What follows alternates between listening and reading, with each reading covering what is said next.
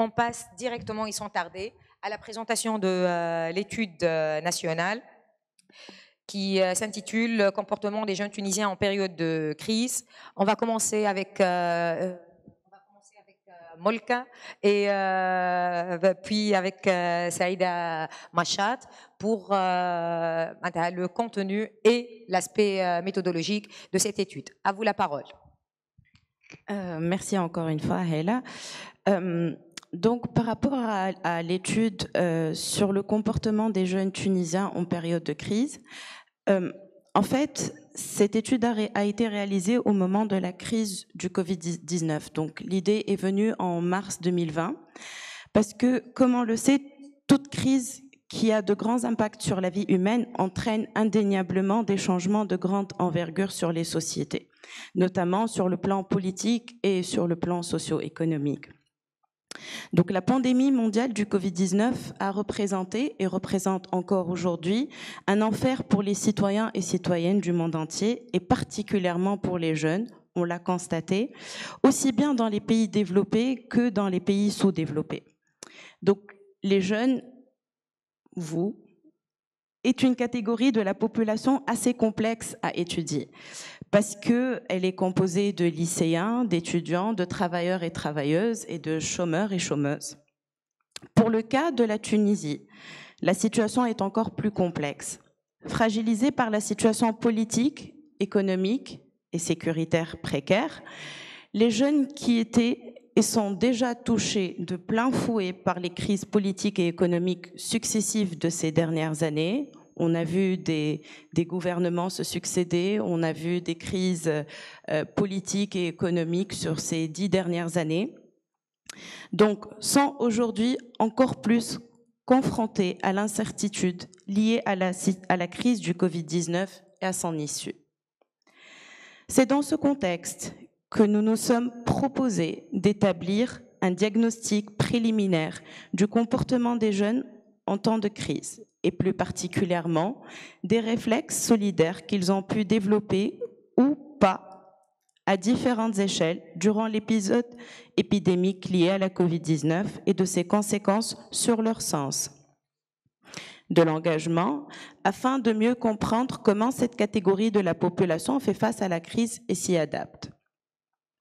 Cette étude, réalisée dans le cadre du programme Génération Avenir, donc par M. Selim Kharat et son équipe, tend à répondre à un ensemble de questions de recherche qui sont les suivantes. 1. Quel est l'impact de la crise de la Covid-19 sur le comportement citoyen des jeunes ? Nous avons constaté en Tunisie plusieurs initiatives qui ont émergé spontanément dans plusieurs quartiers, dans les localités, dans les gouvernorats. Et on a voulu à un moment donné comprendre pourquoi ces initiatives ont émergé. Quelles étaient les principales motivations derrière ces initiatives. Donc, comment les jeunes ont réagi face à la gestion politique de la pandémie, notamment face aux mesures sanitaires? Quelles ont été justement les motivations qui ont pu déclencher la participation citoyenne des jeunes? Pourquoi les jeunes s'activent pendant les périodes de crise? Quelles leçons nous a appris la pandémie quant à la capacité des jeunes à se mobiliser et quelles sont les faiblesses qui ont été dévoilées? Nous avons remarqué donc que les jeunes tendent plutôt à s'organiser par eux-mêmes, par des initiatives spontanées, que dans beaucoup plus que dans le cadre d'associations ou dans le cadre d'organisations un petit peu plus formelles et structurées. Et dans ce sens, on a pensé à la dernière question, c'est quelles pistes d'action politique, institutionnelle et citoyenne pouvons-nous formuler aux décideurs et aux différents acteurs concernés par la participation des jeunes afin de pérenniser dans la continuité le comportement positif et solidaire des jeunes au-delà des périodes de crise, donc au-delà des moments où cette motivation de participation émane par la crise. Donc, je cède donc la parole à Saïda qui est membre de l'équipe qui a travaillé avec M. Selim Kharat et la FES sur cette étude, donc particulièrement pour le volet terrain et pour le volet méthodologique. Elle va nous présenter aujourd'hui donc les principaux résultats et les principales recommandations qui ont émané de cette étude.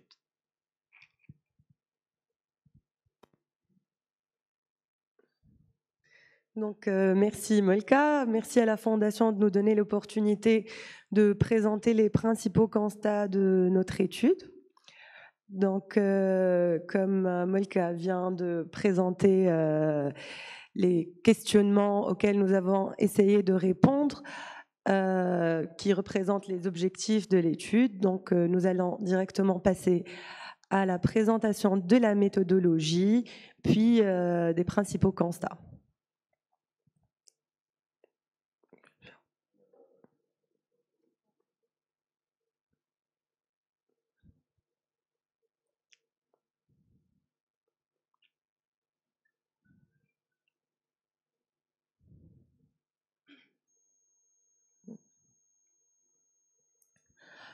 Donc, nous avons commencé par une analyse documentaire qui a consisté à l'étude de la documentation présente sur le sujet, avec un focus sur l'évolution des différentes formes d'engagement des jeunes dans cette période et des initiatives menées par des jeunes au cours de la période de confinement. Nous avons également réalisé une enquête par questionnaire en ligne auprès de 100 jeunes qui étaient actifs pendant la période du confinement sur les 24 gouvernorats.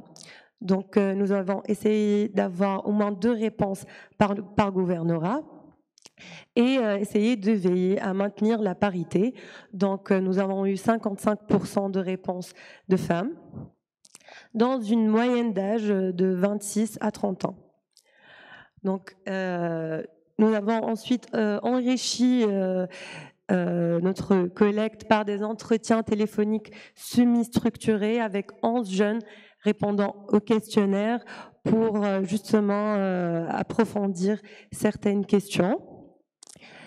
Et nous avons également eu l'occasion d'organiser 3 focus group animés au total avec 35 jeunes. Donc, les 3 groupes sélectionnés, nous avons en fait sélectionné 3 groupes qui ont eu différentes approches d'engagement au cours de la crise. Et puis, nous avons réalisé 11 entretiens semi-structurés avec des porteurs d'initiatives que nous avons sélectionnés au cours de la phase de revue documentaire.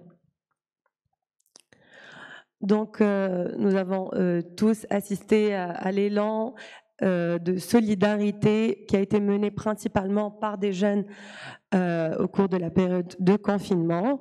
Donc, justement, nous avons remarqué que 95% des jeunes interrogés ont affirmé s'être ressentis à beaucoup concernés par la crise dès son commencement, ce qui s'est traduit par une grande mobilisation communautaire sous différentes formes, que ce soit formelle ou informelle. Donc, ces initiatives étaient majoritairement coordonnées avec la société civile et avec les autorités locales. Ce qui est intéressant, c'est que nous avons vu en fait des coalitions d'acteurs de la société civile qui se sont formées spontanément. Donc, différents acteurs de la société civile se sont réunis, que ce soit des associations avec des collectifs, avec de jeunes indépendants et en fait qui ont fédéré leurs efforts pour justement pouvoir donner une réponse assez complète aux problèmes qui ont été vécus par la société au cours de cette crise, justement. Donc, pour vous présenter un peu le profil des jeunes que nous avons eu l'occasion de rencontrer, en fait, donc, ils étaient à 92%, ils avaient en fait un niveau d'éducation supérieur. 87% d'entre eux étaient déjà engagés avant la crise, notamment 9% étaient actifs dans la société civile depuis plus de 10 ans. Donc la majorité des répondants en fait se sont engagés pendant la période post-révolutionnaire. 78% d'entre eux sont membres actuellement d'une association, d'un syndicat ou d'un parti politique.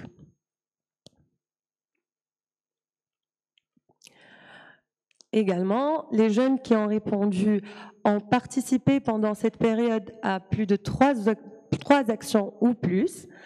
Ils ont également réalisé plusieurs rôles dans les initiatives auxquelles ils ont participé. Donc, un jeune sur 4 était initiateur d'initiatives et près de la moitié ont eu un rôle d'organisateur. Donc, en fait, ce que nous avons pu remarquer, donc, c'est que la crise n'a pas vraiment révélé de nouvelles vocations et n'a pas vraiment converti des jeunes à la participation citoyenne et à l'engagement civil, mais plutôt a eu un rôle de catalyseur pour des jeunes qui sont déjà initiés à la participation citoyenne. Donc, quand nous avons un peu voulu comprendre le pourquoi derrière cette observation, plusieurs jeunes nous ont répondu qu'en fait, il y avait une certaine difficulté à initier des activités d'engagement, en fait, et que l'intérêt d'être déjà initié à la participation citoyenne, c'est justement d'avoir les connaissances, les connexions, le réseau nécessaire, en fait l'expérience pour savoir comment aider, comment procéder et un peu mieux cibler qui aider, ce qui facilite justement le passage à l'acte. Donc, plusieurs formes de mobilisation ont justement vu le jour.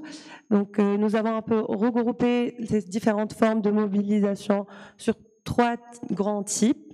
Donc, les mobilisations sur terrain et sur les réseaux sociaux avec des activités comme les partages d'informations, la coordination des efforts. En fait, tout ce qui est sur les réseaux a principalement servi de plateforme de coordination des actions. Et puis les campagnes de sensibilisation digitale et sur terrain, diverses formes de collecte, de préparation et distribution d'aide et des courses pour les seniors confinés. Il y a aussi eu un apport en savoir-faire et du bénévolat. Donc, nous avons vu beaucoup d'initiatives technologiques, justement, par exemple, des applications mobiles, des applications, des sites qui se sont formés informatifs et beaucoup de jeunes qui ont apporté leur aide en soutien technique même aux autorités. Donc, notamment pour la digitalisation qui était nécessaire, particulièrement en période du confinement. Donc, également, ils ont apporté une main-d'œuvre supplémentaire pour les différentes campagnes qui ont été menées, par exemple dans la construction, le réaménagement, la rénovation et la réparation d'équipements et d'espaces, notamment hospitaliers. Donc, il y a également eu des bénévoles, des professionnels qui se sont portés bénévoles, notamment au service d'urgence, de renseignement et d'orientation et de soutien psychologique. L'autre forme de mobilisation, c'est une mobilisation plutôt récréative pour aider les gens justement à pouvoir supporter la période de confinement, donc par le divertissement, par l'art, par le sport et l'éducation. Nous avons vu un pléthore de formations en ligne qui ont été mises justement pour la majorité de manière,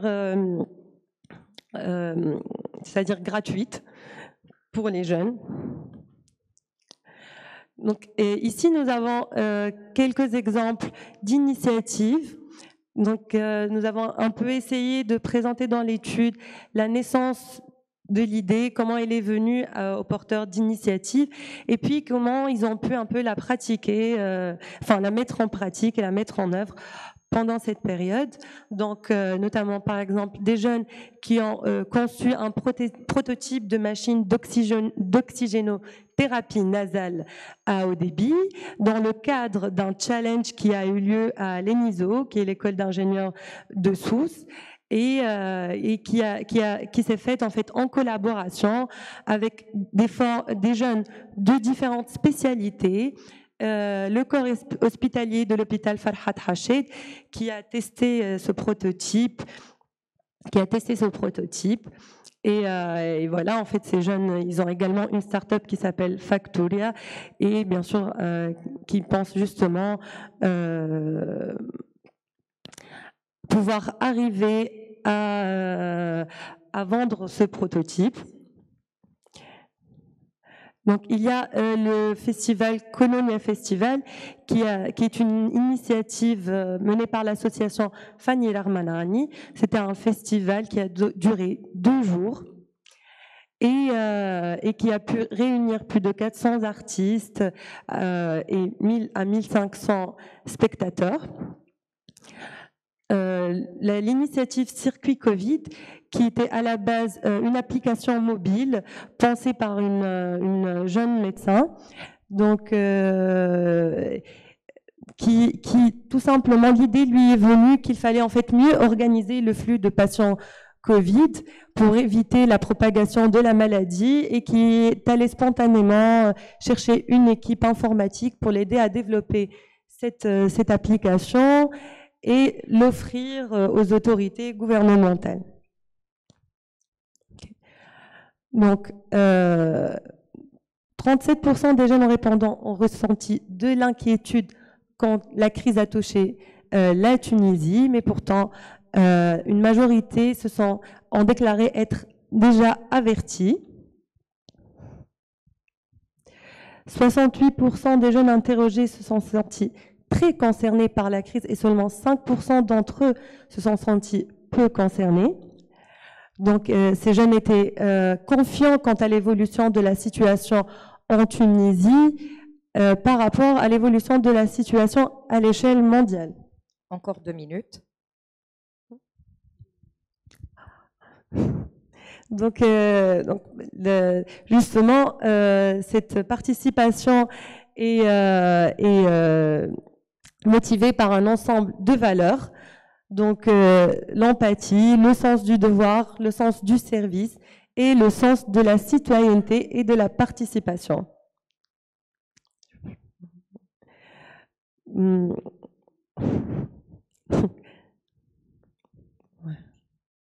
Donc, passons directement aux recommandations.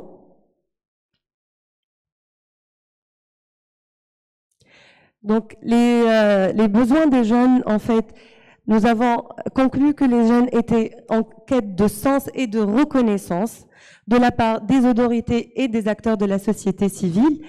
Donc, les conditions, ils ont besoin de conditions propices à leur intégration et à leur participation et notamment, principalement, la facilitation des mesures administratives et de la bureaucratie qui bloquent complètement leur capacité à mener à bien leurs initiatives. Donc, 2 axes principaux sont à prendre en compte. Le changement de comportement par rapport aux jeunes, donc le changement dans la manière de voir les jeunes, particulièrement pour les décideurs, et les changements dans les pratiques entreprises face aux initiatives de jeunes. Donc, par rapport aux structures publiques, l'adoption d'une approche participative et transparente vis-à-vis des jeunes, en les impliquant dans la prise de décision et en les responsabilisant. Informer les jeunes à travers des canaux de communication et des outils modernes et adaptés à leur usage, donc la digitalisation. Concrétiser les réformes et lois stratégiques nationales portant sur la jeunesse en privilégiant les quick wins afin d'accomplir des premiers changements rapides et de redonner ainsi de l'espoir aux jeunes.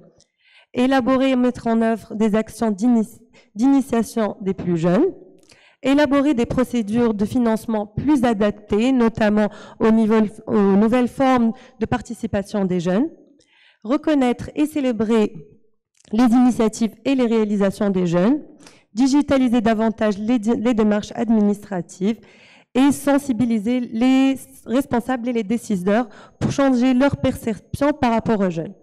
Par rapport à la société civile, miser sur une approche moins élitiste et plus inclusive, sur la création de liens horizontaux et de proximité avec ces jeunes, élaborer des projets qui se focalisent sur les besoins des jeunes et qui débouchent sur des résultats plus tangibles et plus rapides, élargir davantage le ciblage des jeunes pour toucher les plus exclus, initier les jeunes au travail associatif et au bénévolat, ouvrir le dialogue et la coopération avec les groupements et mouvements informels des jeunes qui prennent de plus en plus d'ampleur.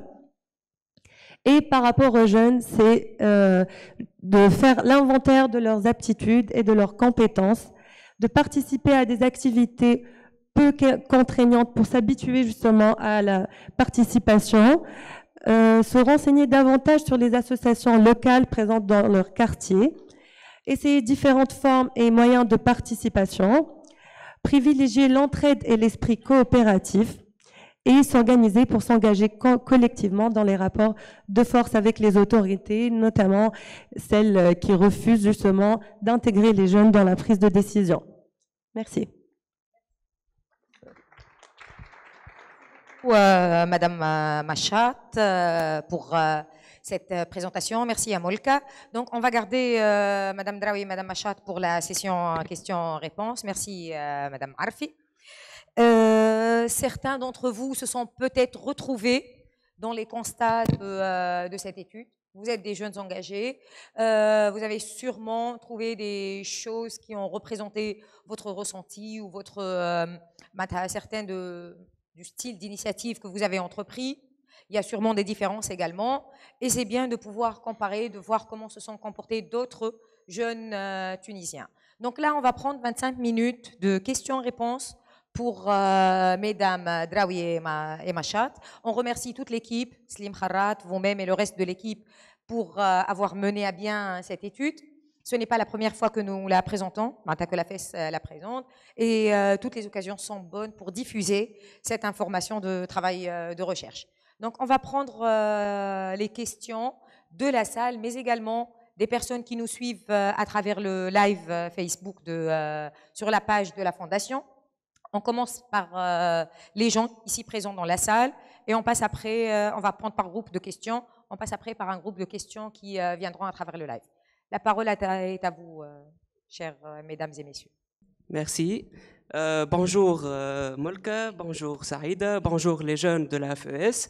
On se connaît déjà, mais je me présente, Saïf Ben Youssef, GAV 7, la 7e promotion de l'Académie Génération Avenir, et j'étais le coordinateur de projet Génération Sociale Démocrate, auquel a été présenté par Molka. Donc, premièrement, je remercie Molka et je remercie Saïda et toute l'équipe de la recherche, y compris Salim Kharrat, pour la qualité de cette recherche qui va certes être un support pour les jeunes activistes, notamment les jeunes de l'AFES. Donc, une question qui s'adresse à Madame Saïda et l'équipe de la recherche. Donc l'étude a ciblé principalement des jeunes activistes donc la cible de la recherche était très majoritairement des jeunes activistes. Est-ce que vous considérez que ces jeunes activistes ont pu influencer d'autres jeunes qui n'étaient pas activistes avant la pandémie de coronavirus? Donc la question est de savoir l'influence des jeunes activistes sur les jeunes qui n'étaient pas activistes. Est-ce que cela a été un impact de la pandémie de coronavirus et de l'activisme de ces jeunes? Et merci beaucoup encore. Merci à toi pour cette question. On va prendre une autre question dans la salle. Donc on va prendre 5 questions et après passer aux réponses. Donc d'autres interventions? Aucune réflexion, aucun commentaire par rapport à... on commence par la réponse à cette question-là, Madame Machat. Merci pour la question. Donc, en fait, l'étude, elle a visé des jeunes qui étaient actifs pendant la période de confinement, précisément. Donc, pas forcément des jeunes qui étaient actifs auparavant, c'était plus un constat, le fait de voir que, justement, les jeunes qui étaient actifs pendant la période de confinement l'étaient majoritairement avant l'arrivée de la crise. Déjà. Pour ce qui est de l'influence sur les jeunes qui ne sont pas actifs, donc ce que je peux vous dire, c'est qu'en fait, tous les jeunes qu'on a interrogés ont remarqué une affluence de bénévoles, une volonté d'aider, d'apporter leur aide, même par de simples dons financiers ou en nature. Donc, cet élan de solidarité, on peut dire qu'il a influencé ceux qui n'avaient pas l'habitude d'être actifs. Mais pour répondre précisément à votre question, est-ce qu'ils ont réussi à influencer des jeunes? Nous ne sommes pas justement penchés sur cette question dans le cadre de cette étude. Merci beaucoup, Madame Machat. Madame Draoui, à vous. Peut-être pour compléter un petit peu la réponse à Aïda, merci, c'est que enfin, les principaux résultats, je pense, de cette étude, c'est que réellement, les jeunes se sont vraiment mobilisés dans leur localité, déjà à cause un peu du confinement et de problèmes de libre circulation. Donc déjà, les jeunes se sont vraiment mobilisés dans leur quartier, dans la localité, dans le gouvernorat. Donc vraiment, ce sont des initiatives qui sont parties ou dans le cadre d'associations, notamment le Croissant Rouge, etc. Donc des structures déjà organisées, structurées, les scouts aussi, etc. Donc on a vu plein d'initiatives structurées, formelles. Mais ce qui nous a vraiment agréablement surpris et surprise dans le cadre de l'étude, c'est que des initiatives se sont déclenchées spontanément, donc comme je l'ai dit tout à l'heure, vraiment dans les localités. Et je pense que peut-être pour répondre à ta question, Saïf, c'est vraiment les jeunes qui sont déjà actifs à la base dans des associations ou autres, comme ils ne pouvaient pas s'activer dans leurs associations, comme je l'ai dit, à cause de la mobilisation, de la mobilité, excusez-moi. Donc, ils ont plutôt engagé les jeunes de leur quartier dans d'autres initiatives, comme je l'ai dit, ou dans le cadre de leurs associations, ou des initiatives spontanées, un peu comme à l'instar de l'exemple de l'initiative de Kelibia ou d'autres qui sont dans l'étude. Voilà. Merci beaucoup, chère Moulka. Merci, Saïda. Est-ce qu'on a d'autres questions dans la salle par rapport à cette étude nationale du comportement des jeunes en période de crise, principalement celle du Covid? Non? Hey, passez. تفضل. اسمع وبعد حرك انت الميكرو وبعد تصرف انت مع الميكرو. Merci beaucoup à toute l'équipe pour cette étude très très intéressante. Donc ma question, vous avez présenté, madame, beaucoup des recommandations très importantes. Donc selon vous, comment peut-on appliquer ces recommandations et rendre ces recommandations appliquées sur le terrain? Surtout en Tunisie, nous avons toujours des problèmes avec la théorie. Donc nous parlons beaucoup, on fait beaucoup des études, mais après dans l'application de ces études et l'implication des jeunes, surtout sur le plan local, on trouve beaucoup de problèmes. Donc, selon vous, comment peut-on rendre ces recommandations appliquées? Merci.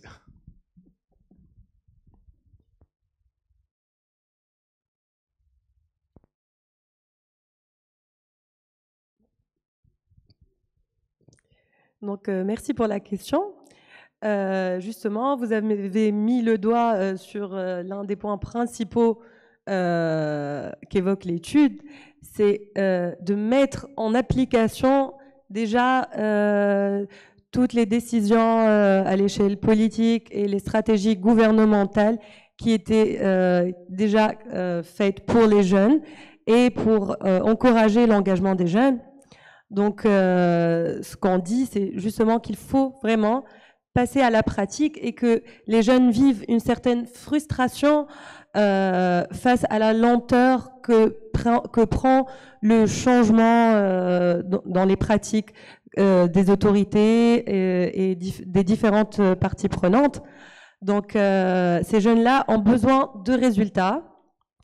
Donc, par exemple, nous préconisons d'employer une approche de quick wins, c'est-à-dire en mettant en œuvre les activités, mettre en œuvre des activités plutôt, qui permettent d'arriver à un résultat rapide et concret pour redonner espoir et nourrir la motivation des jeunes qui sont engagés. Merci. Donc, Bassem, c'est vrai que dans le cadre de cette étude, nous avons essayé de faire des recommandations et pour la société civile et pour les décideurs ou les organismes publics de manière générale et pour les jeunes. Donc, pour les recommandations envers les jeunes, donc vous êtes les jeunes de la FES, donc les premiers à pouvoir peut-être mettre en application ces recommandations. En ce qui concerne les recommandations pour la société civile, nous, en tout cas en interne, que ce soit au niveau du programme Génération Avenir ou au programme Youth for Change, on est en train d'essayer de plus ou moins adopter ces recommandations et les mettre en application, notamment par rapport à l'inclusivité des jeunes, par rapport au fait d'élargir un petit peu la cible de nos programmes. Donc, on essaye déjà de prime abord d'appliquer un petit peu ces recommandations. Maintenant, le plus dur, c'est les recommandations qui sont émises pour les décideurs et pour les organismes publics.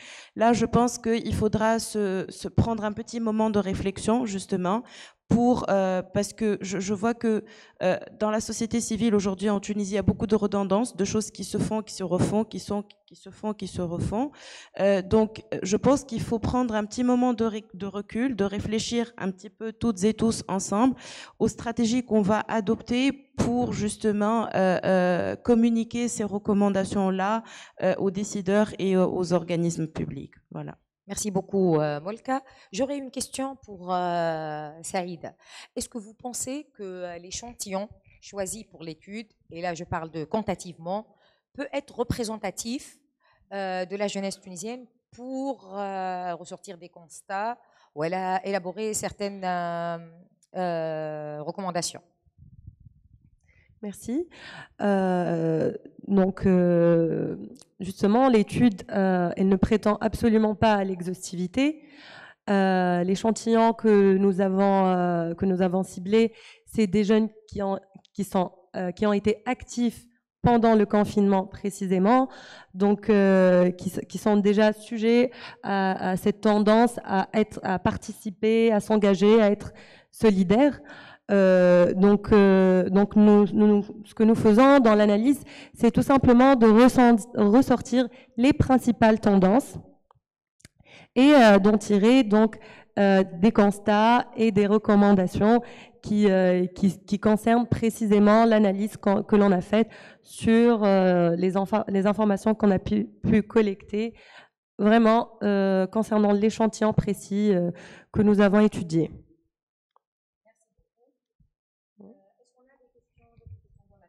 Madame, allez-y. Oui, comme vous voulez. Hey, marhaba.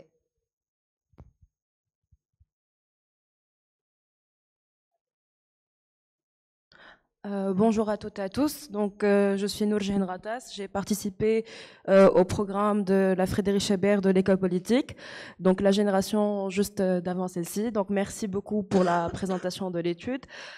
J'ai plusieurs questions, notamment quant à la coopération avec des instances gouvernementales, car sincèrement, en essayant de faire mon devoir de citoyenne, je n'ai pas remarqué de coopération avec le gouvernement. Au contraire, j'ai remarqué qu'il y avait beaucoup d'obstacles qui étaient posés par eux. Il y a un simple exemple auquel je pense actuellement. Par exemple, il y a le site législation.tn, qui est donc le site de la database juridique que le gouvernement, que la présidente du gouvernement doit maintenir et donc garantir sa maintenance et son accès. Par exemple, il y a un groupe d'ingénieurs qui a proposé justement à la présidence du gouvernement de réparer bénévolement le site. Ils ont totalement refusé. Étant proche du secteur médical et paramédical également, beaucoup d'initiatives se sont vues refusées pour des causes nécessairement administratives. Donc, je n'ai remarqué aucune volonté des instances gouvernementales de coopérer. Donc, même d'après les exemples que j'ai vus, je me demande comment la médecin a fait pour justement offrir justement ce programme au gouvernement. Est-ce qu'il est en train d'être utilisé? Également, quant aux recommandations, vous avez dit l'exil. L'exil, c'est un mot très violent. Je ne comprends pas ce que vous voulez dire par l'exil. Donc, la page 82. Si vous pouvez éclaircir ce point. Et merci beaucoup. Et merci à tous. Yatik Saha, merci. Alors, Naam. Allez-y. Oui, bien sûr. Une copie de l'étude, Mohamed Ali, s'il vous plaît. L'étude, une copie de l'étude, s'il vous plaît. Pour que la réponse soit bien précise à la question demandée. À Madame Machat, s'il vous plaît.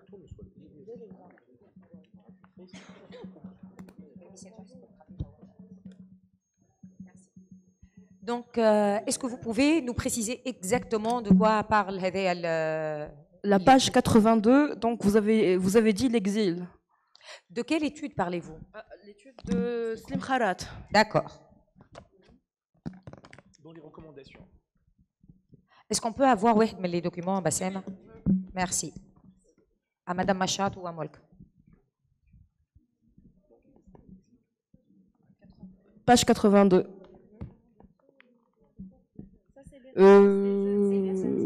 C'est parmi les derniers points, le quatrième avant-dernier. Madame Machat vous répond.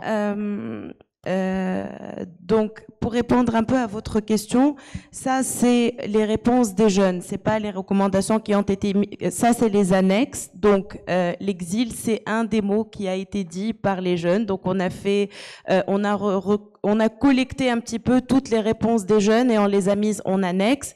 Les recommandations qui ont été émises dans l'étude sont à la page, donc voilà.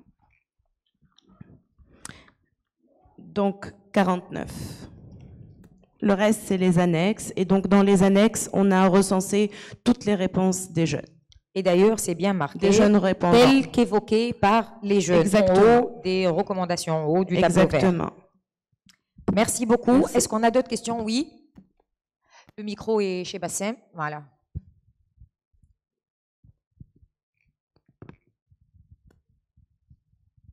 Nous invitons également les personnes qui nous suivent en ligne à poser leurs questions. Jusque-là, nous n'avons que des commentaires ou quelques hashtags d'activisme. C'est bien aussi, mais on est là pour répondre à vos questions, vous aussi, si vous en avez, ou si vous souhaitez partager un commentaire ou une remarque.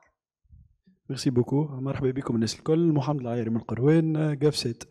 يعطيكم الصحة على اليوتيوب. ما حبيت نسأل فما حاجتين صايرة في المشاكل من جائحة الكورونا اللي أول حاجة الديبرسيون نمبر كبير من لي جون دخلوا في ديبرسيون خايبة برشا وصلنا ليتاب حتى نتاع دواء. اكزامبل نحكي على روحي مش مستانس بالحسرة وكل شيء وصلت تعديت برشا حاجات برشا دوايات وبدني كامل يوجع فيا.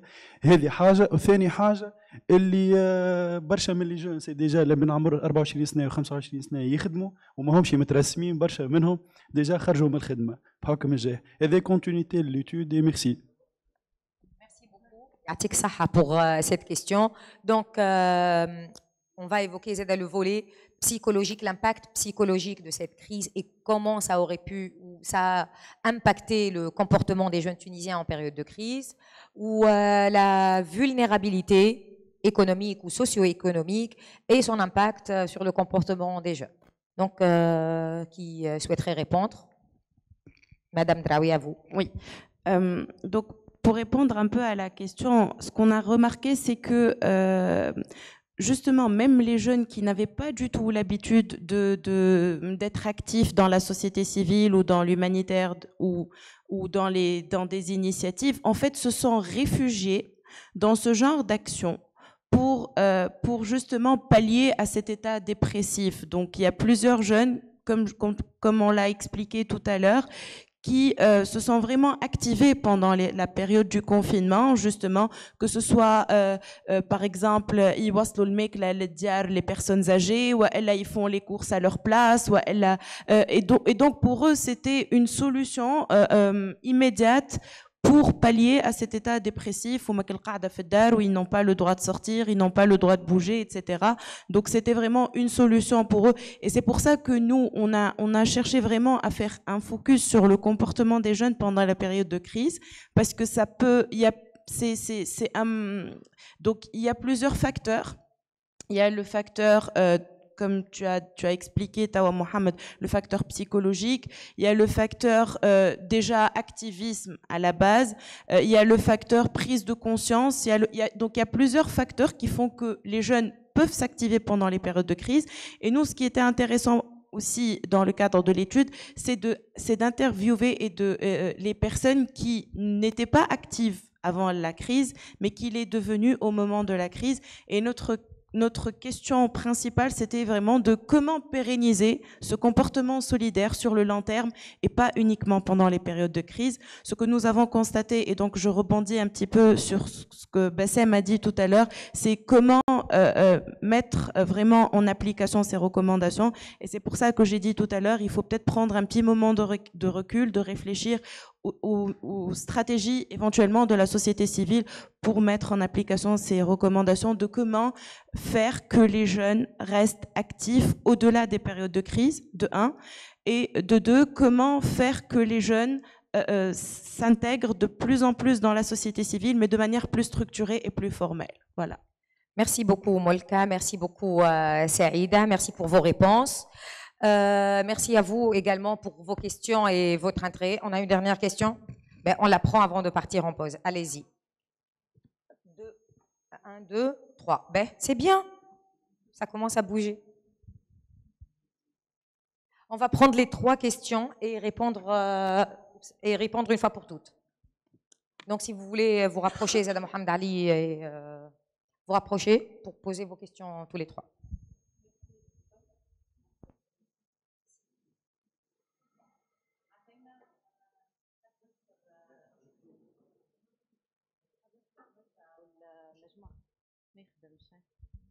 عسلامة نعاود صباح خير ناس الكل. نقدم روحي اني رباب همامي من سوسة. انا ملاي جاف سيت سعيدة جدا بتواجدي معاكم. نحب نقدم تحية كبيرة لملكة وكامل فريق العمل اللي خدم على الدراسة هذه. ونقدم تحية للحبيبة الغايبة والحاضرة بيناتنا لأنه احنا جاف سيت كانت هي اللي بدأت معانا البرنامج هذا.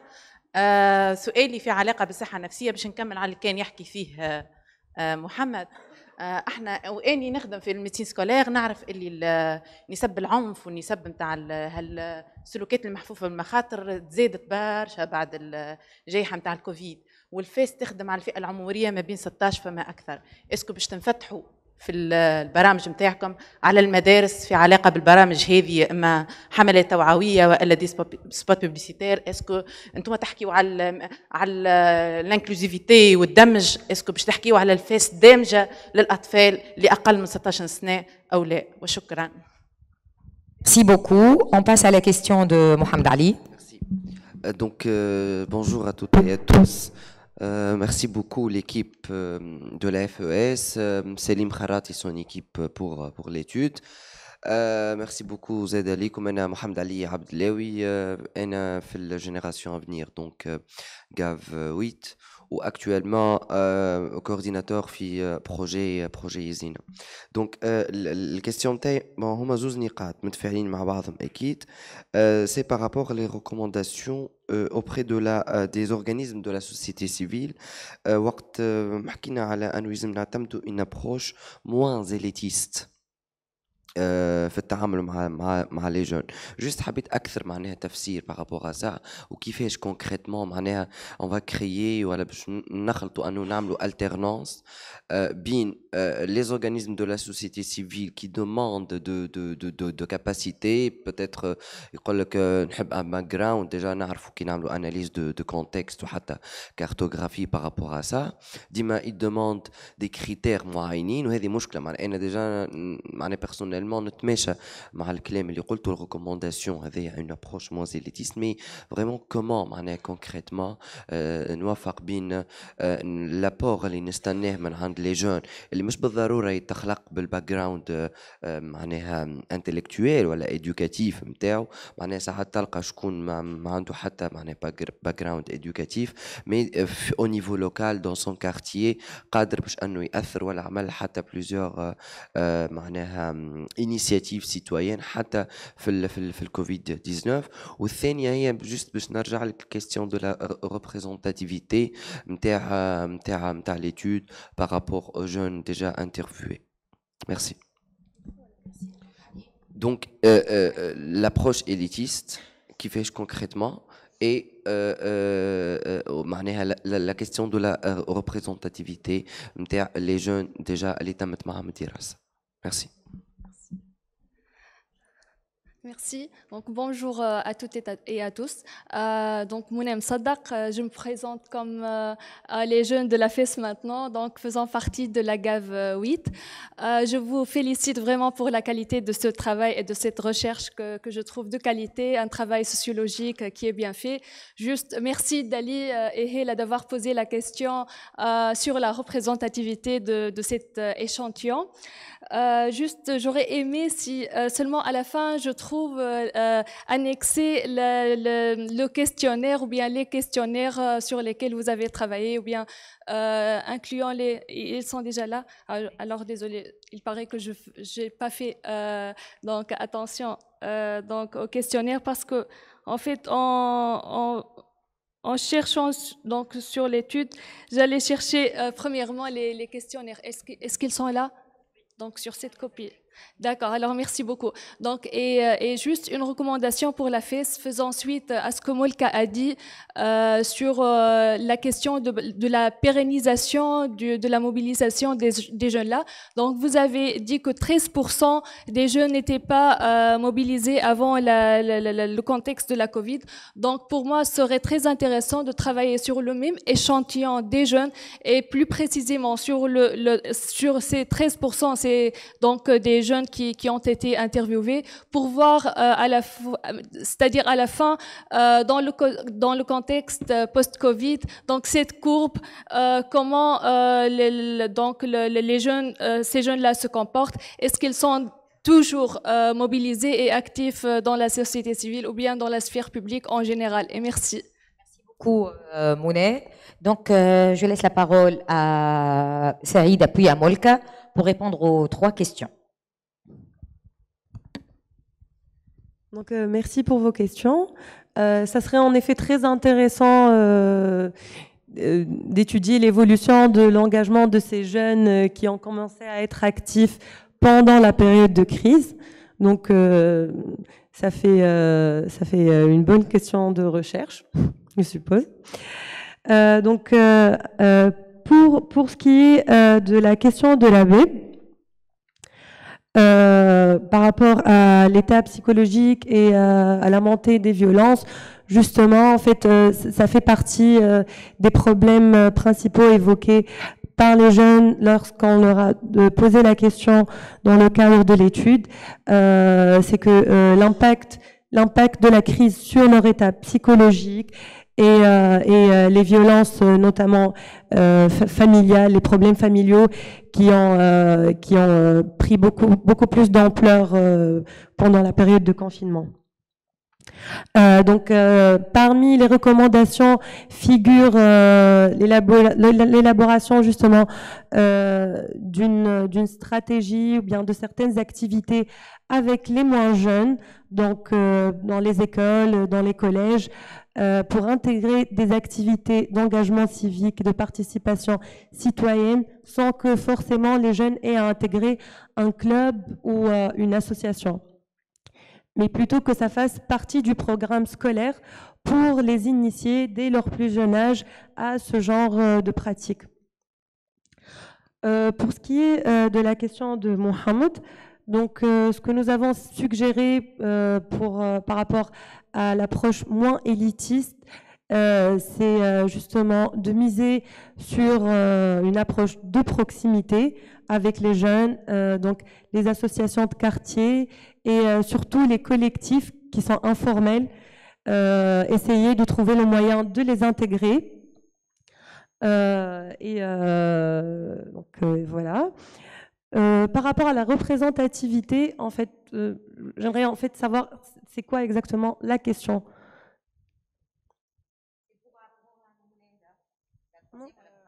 Mohamed. Le micro, Mohamed Ali, s'il te plaît. Ija, il est là.